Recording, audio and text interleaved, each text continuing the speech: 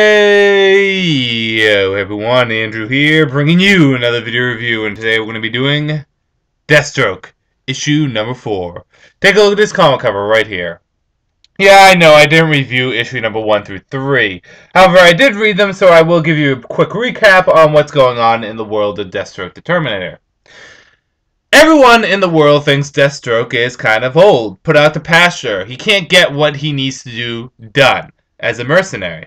And of course, this upsets Deathstroke, so what does he want to do? Cause as much destruction and as much mayhem, chaos, and noise as he can to grab people's attention and basically tell them, I'm Deathstroke. Who cares if I get old? I can still get the job done better than anyone else, just like I did when I was in my 20s, 30s, 40s, 50s. It doesn't matter. I'm Deathstroke. And he does not do it quietly. He goes around decapitating people like crazy, shooting people in the head like crazy, and he's just causing trouble, making as much noise as he can. So much noise that in issue number 4, it starts off with him allowing himself to be captured and sent to prison, just so he can infiltrate the prison, break out, kill a target, and then leave without a scratch on him. That is Deathstroke, people. That is what he can do. He is a badass, and he is that damn good. But of course, there's more to this issue than just him breaking out of a prison. Of course. See, throughout issue number 1 through 3, there is a briefcase that Deathstroke has been carrying around, and we haven't known what the contents of that briefcase has been until now. And the contents of that briefcase tie heavily into Deathstroke's past. A past that every comic reader that knows Deathstroke the Terminator knows about this past. It's not like it's some new plot point that is just completely out of nowhere. This is something that's near and dear to readers, and something that kind of changes up the scheme of Deathstroke's history, particularly his history with the Titans and how things went down with that. In addition to that, for some reason, Deathstroke's hand has been shaking like crazy, and, well, we don't know why. And I don't think Deathstroke knows why either. So will Deathstroke be able to unravel the mysteries of his past by going to meet up with the Blackhawks? And will he be able to figure out what's going on with his hand? Has he been working too much?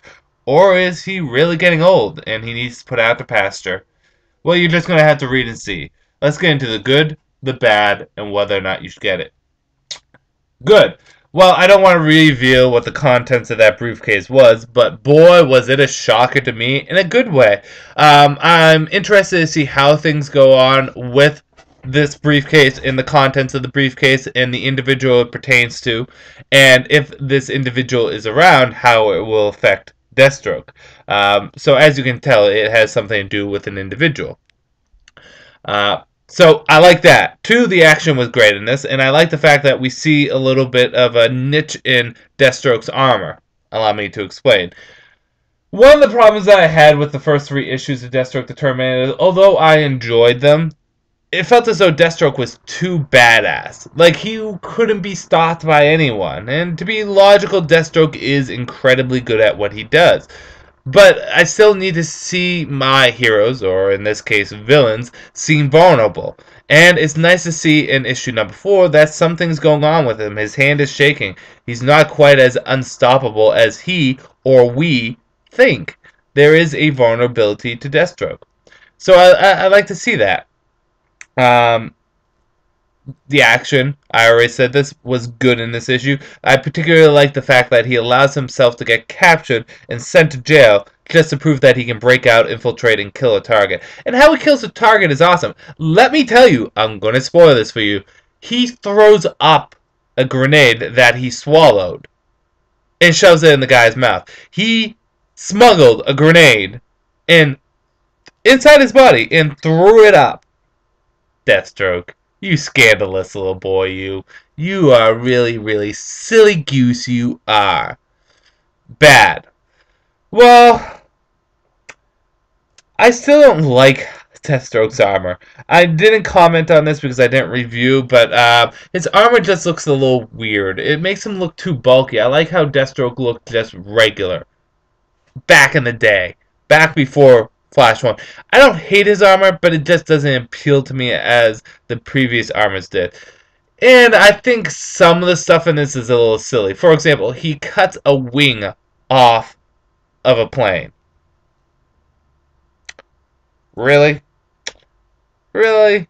I know Deathstroke has enhanced speed, strength, durability, and brain activity, but he cuts the wing off of a plane with his sword, mind you, with his sword, at super speeds. Seems a little drastic, even for Deathstroke. Whether or not you should get it. This was better than the previous issues, probably because we actually get a story going. I enjoyed this. I'm going to give this a solid 3.5 to 4 out of 5 stars. It was a decent issue, enjoyable, and I'm looking forward to more from Deathstroke. I'm going to try to pick up Deathstroke more regularly because Deathstroke is probably my favorite villain, pound for pound.